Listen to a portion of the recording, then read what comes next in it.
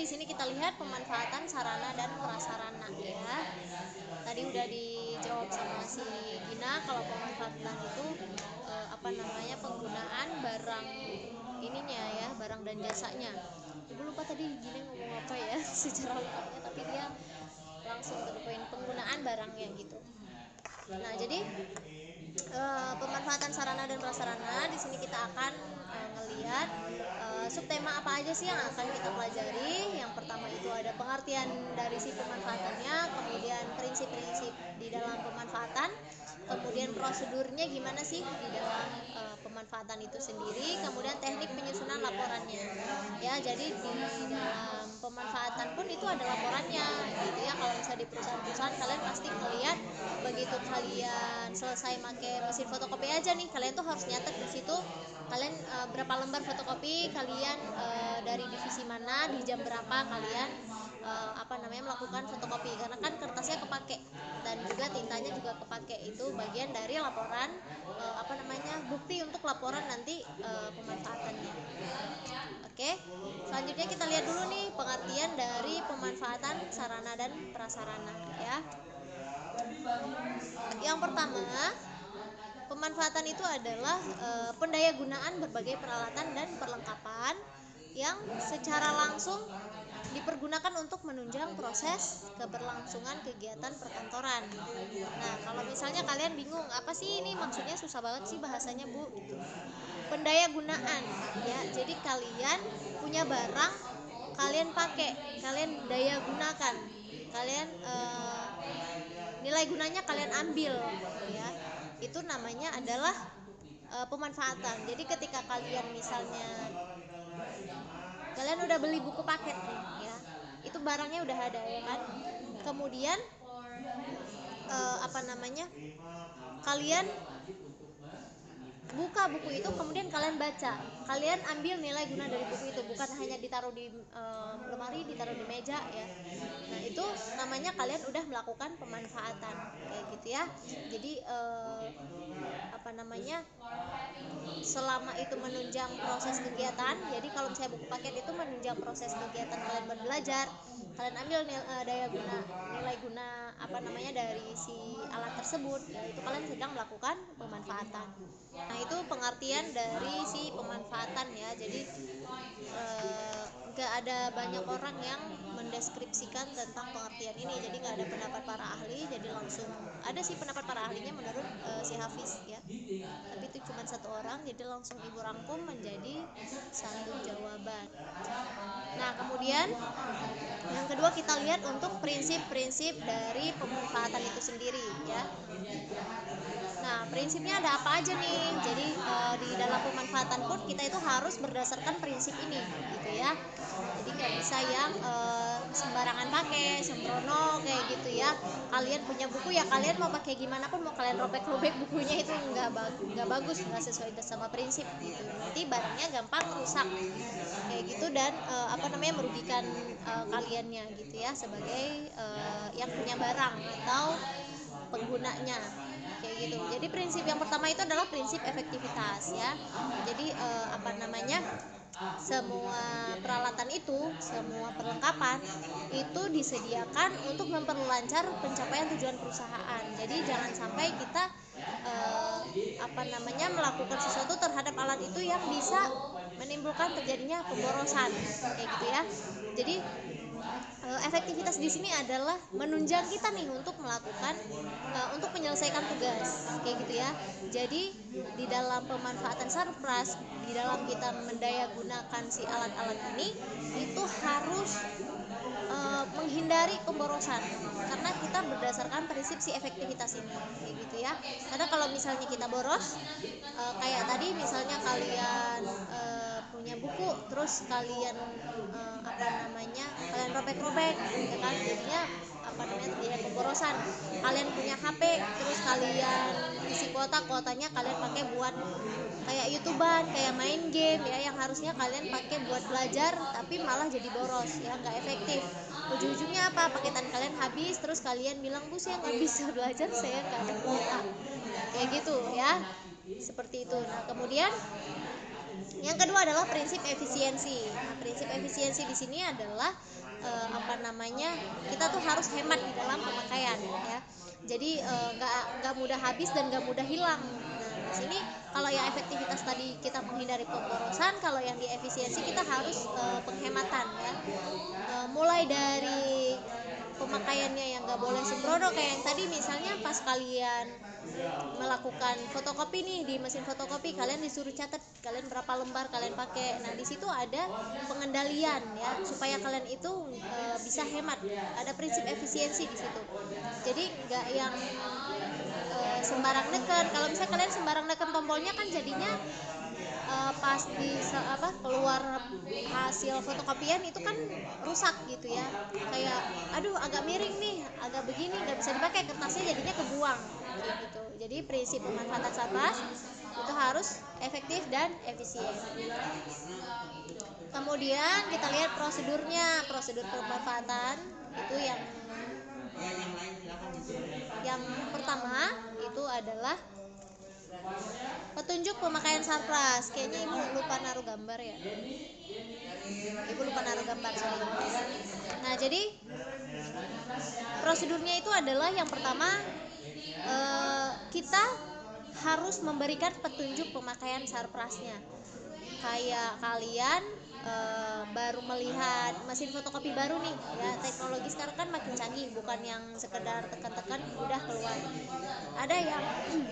Ada mesin fotokopi yang dia bisa buat ngeprint, bisa buat fotokopi, kemudian bisa buat ngirim fax misalnya. Nah, itu mesin fotokopi yang seperti itu harus ada petunjuk pemakaian dong, karena kalau misalnya orang nggak punya pengalaman make itu dan nggak pernah ngelihat barang itu, nanti dia nekennya asal-asal dan itu bisa ngerusak si barang itu. Rusak barang otomatis nanti ada biaya perawatan dong. Nah, biaya perawatan ini nanti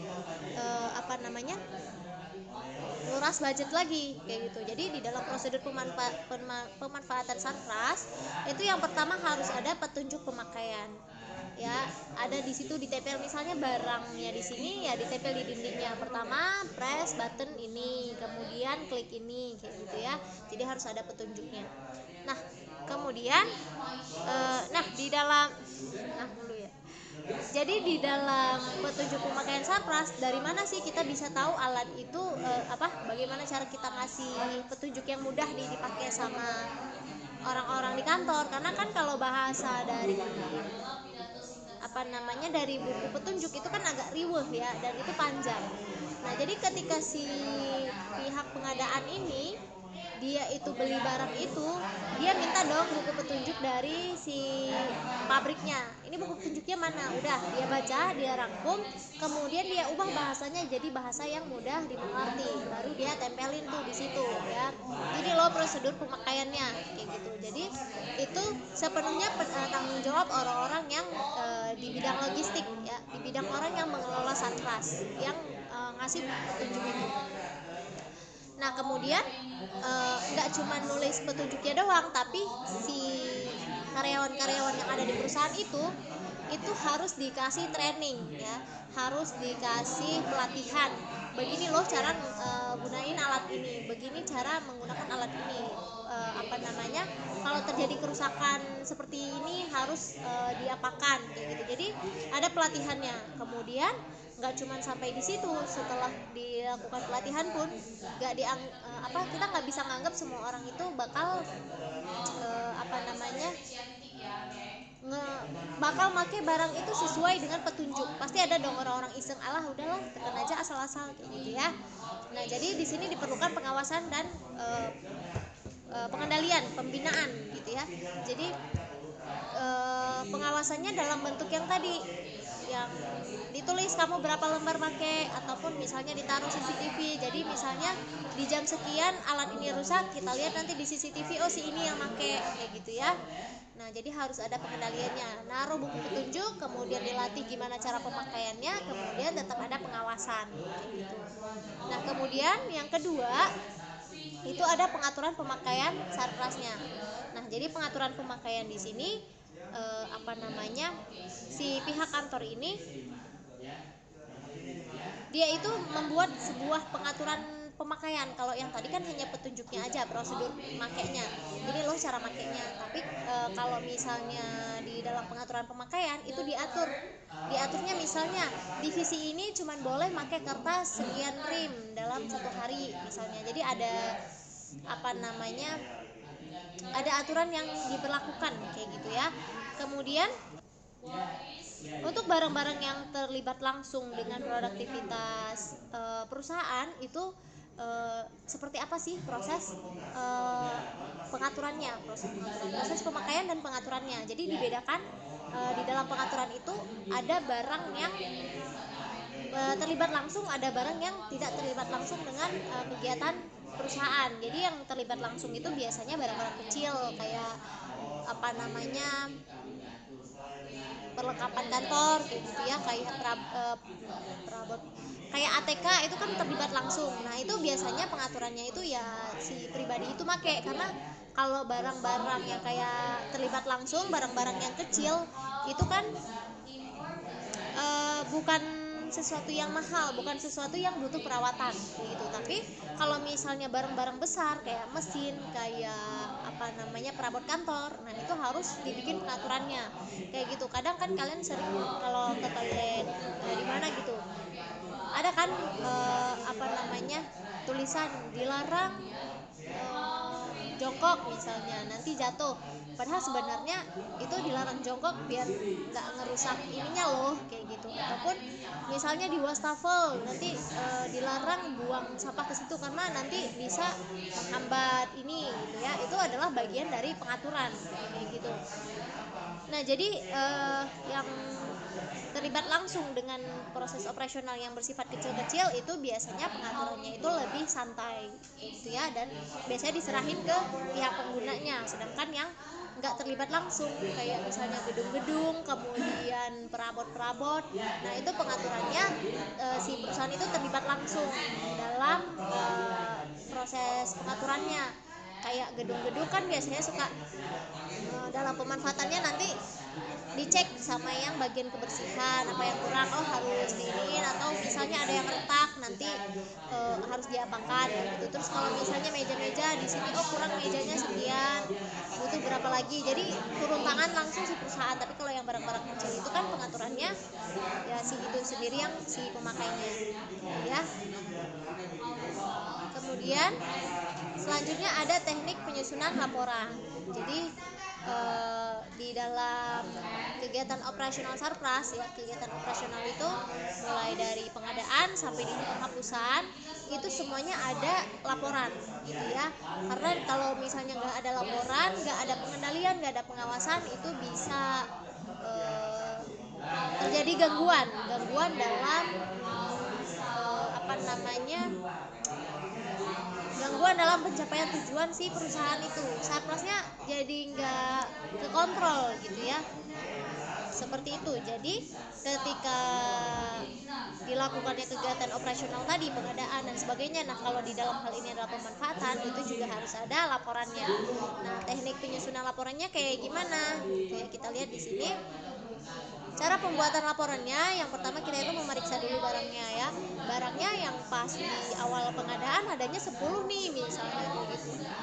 Barang A ada 10 nih. Pas diperiksa, oh iya ada barangnya 10. Udah. Kemudian setelah diperiksa barang-barangnya, kemudian dihitung persediaan barang awal tahun anggaran ya. Jadi apa namanya, persediaan barang waktu awal tahun anggaran itu berapa kayak gitu ya. Sesuai nggak sama yang barang yang tadi kita periksa. Oh pas awal tahun anggaran misalnya adanya 11, kok sekarang pas kemarin dicek barangnya cuma 10 kayak gitu. Kemudian setelah dihitung persediaan barangnya, dihitung penerimaan dan pengadaannya. Jadi penerimaan dan pengadaannya juga harus dihitung. Jadi pas penerimaan itu kan dari pabrik datang ke kantor kita, sama yang pas di gudangnya ya. Jadi pas kita terima, kemudian kita masukkan ke gudang ya kan, di situ juga ada perhitungannya. Kemudian kita hitung pengeluaran barang yang dari gudang tadi itu berapa. Karena kalau misalnya yang dikeluarin 5, otomatis yang di gudang masih ada sisa 5 dong, karena tadi misalnya ada 10 barang kayak gitu ya. Nah dihitung tuh pengeluarannya. Nah, di perhitungan-perhitungan ini nanti dihitung sisa persediaan yang tadi di gudang itu loh, gitu ya. Jadi dihitung pengeluaran, dihitung sisanya, kemudian juga dicatat mutasinya. Mutasi itu misalnya dari divisi A, ya barang ini ada sisa nih 2 pieces, divisi B butuh barang itu, daripada minta lagi ke gudang lama prosesnya, mending dimutasi. Nah nanti itu pas dimutasi dari departemen A ke departemen B ataupun dari divisi A ke divisi B, itu harus dicatat di dokumen mutasi, kayak gitu ya. Setelah itu baru dilaporkan ke atasan. Nah ini dia cara pembuatan laporannya.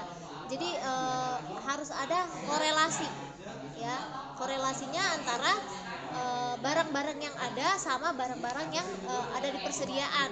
Kalau misalnya pas diperiksa barangnya ada yang hilang kayak gitu ya, pas pengeluaran ada 4 tapi kenapa sisanya tinggal 5 ya, satu lagi kemana? Nah itu nanti menjadi pengawasan, jadi laporan ke si atasan, oh ada yang hilang ini pak sekian-sekian, nanti baru di cross check ya di mana barang itu kehilangan kayak gitu ya. Jadi ada pengendalian di sini, ada controlling supaya enggak keluar dari zona yang udah ditentukan kayak gitu. Oke, yang selanjutnya kita lihat di sini untuk langkah pengelolaan kartu persediaan barang ya. Jadi di dalam pemanfaatan itu supaya maksimal nih ya, memaksimalkan pemanfaatannya supaya terhindar dari kehilangan dan kerusakan, itu perlu dibuatkan kartu persediaan barang ya. Jadi itu fungsi dari kartu persediaan barang supaya nggak ada barang yang hilang, nggak ada yang rusak kayak gitu. Nah, jadi langkah-langkah dari pengelolaan kartu persediaan barang itu gimana sih kayak gitu ya. Nah, kita lihat yang pertama di sini itu adalah mempersiapkan pengelolaan kartu persediaan barang ya.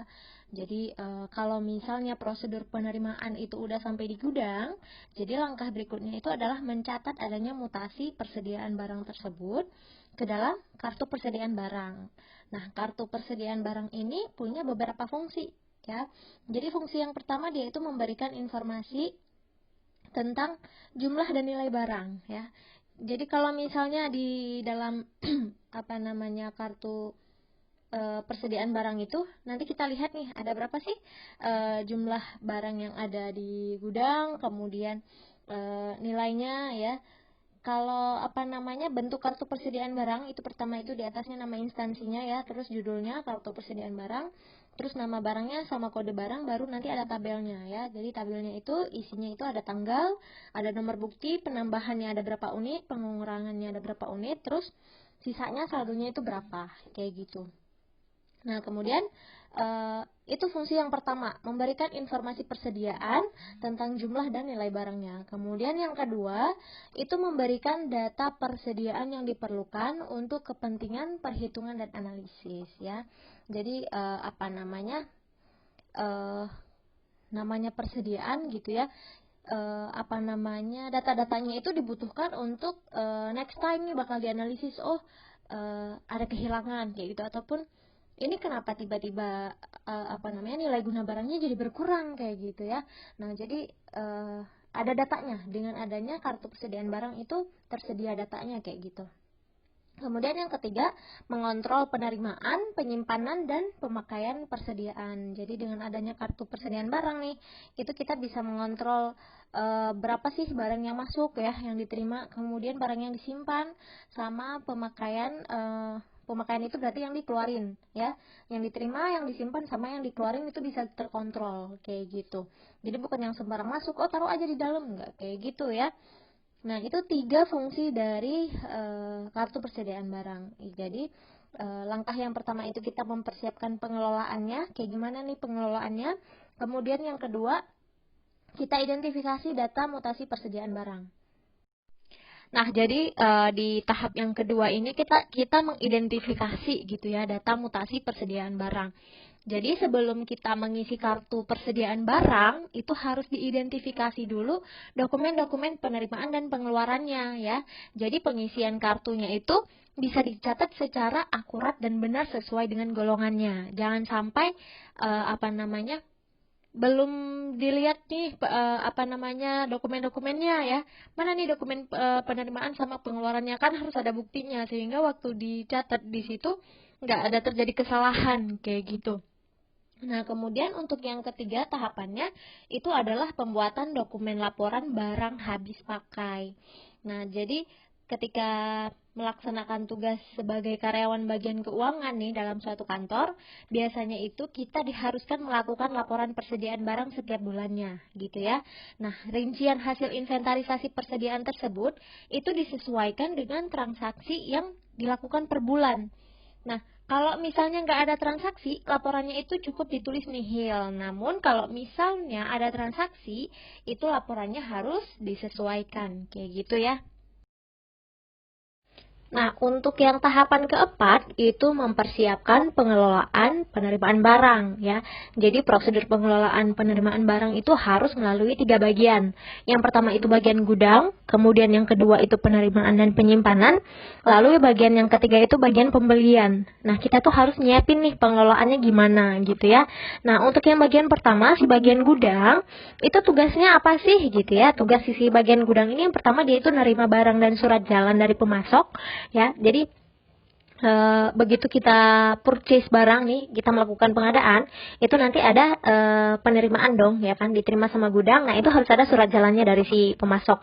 Mana nih surat jalan dari kalian, jangan sampai nanti nggak sesuai dengan purchase ordernya kami kayak gitu ya.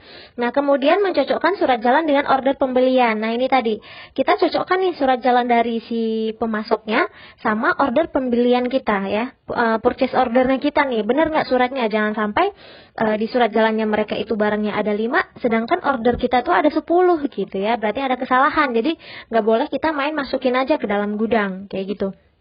Kemudian yang ketiga, tugas si bagian gudang ini adalah mengirimkan surat jalan dan barang penerimaan serta penyimpanannya ya. Jadi udah dicocokin nih, habis itu nanti surat jalannya itu dikirim sama barangnya itu ke penyimpanan kayak gitu. Nah, kemudian yang bagian kedua itu bagian si penerimaan dan penyimpanan. Udah nih tugas si bagian gudang, dia udah nerima surat, udah dia cocokin, udah dia kirim nih surat jalannya. Nah, yang kedua si bagian penerimaan nih ya. Ke si bagian penerimaan, dia itu tugasnya ada apa? Yang pertama dia meneliti surat jalan itu udah sesuai belum dengan fisik barang, kayak gitu ya. Kalau misalnya si bagian gudang tadi cuma cocokin surat jalan sama purchase order, nah si bagian penyimpanan ini dia harus nyocokin surat jalan sama fisik barang. Oh, kayak ini nih, barang yang datang ada 5, kita cek nih fisik barangnya. Oh, sesuai sama spesifikasinya. Kayak kalian kalau misalnya belanja di tempat grosir ya, habis kalian bayar nanti dicek lagi kan sama petugasnya. Udah sesuai belum nih lisan di struknya sama barang fisiknya. Nah, kayak gitu. Jadi mereka itu neliti surat jalan, udah sesuai apa belum sama fisik barangnya. Kemudian yang kedua mereka menghitung barangnya. Kalau misalnya ada barang yang cacat atau rusak, nah itu nanti barang itu bakal dikembalikan. Kayak gitu ya. Kemudian setelah dia menghitung barangnya, ya udah neliti surat jalan sama fisik barang, terus dia hitung barangnya. Kemudian yang ketiga dia bikin laporan penerimaan. Oh, misalnya udah diterima barangnya, kayak gitu, udah selesai, nggak ada cacat atau apapun. Nah, dia bikin laporannya, ini bentuk laporannya disesuaikan dengan tiap-tiap perusahaan, kayak gitu ya.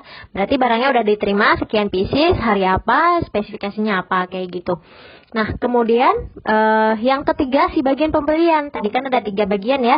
Si gudang, si bagian penerimaan dan penyimpanan, sama yang ketiga bagian pembelian.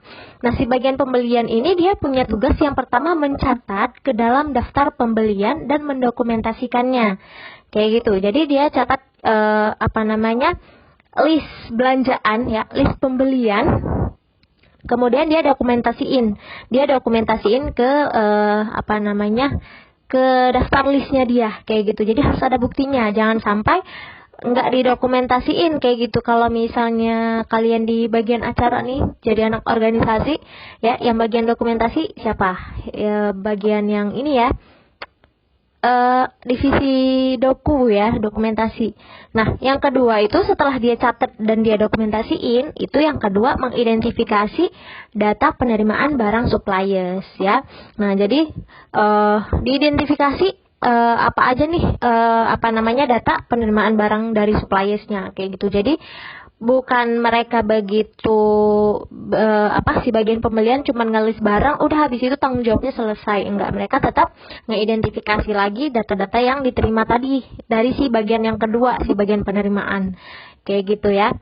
Nah, itu dia untuk yang tahapan keempat, tahapan mempersiapkan pengelolaannya. Jadi nggak cuman disiapin kartu stoknya, nggak cuman diidentifikasi data mutasinya, nggak cuman dibuat dokumen laporannya, tapi juga disiapin nih pengelolaannya kayak gimana, kayak gitu. Nah, yang terakhir itu adalah membuat laporan penerimaan barang, ya. Oke, jadi di dalam pembuatan laporan penerimaan barang itu dibutuhkan dua jenis dokumen ya.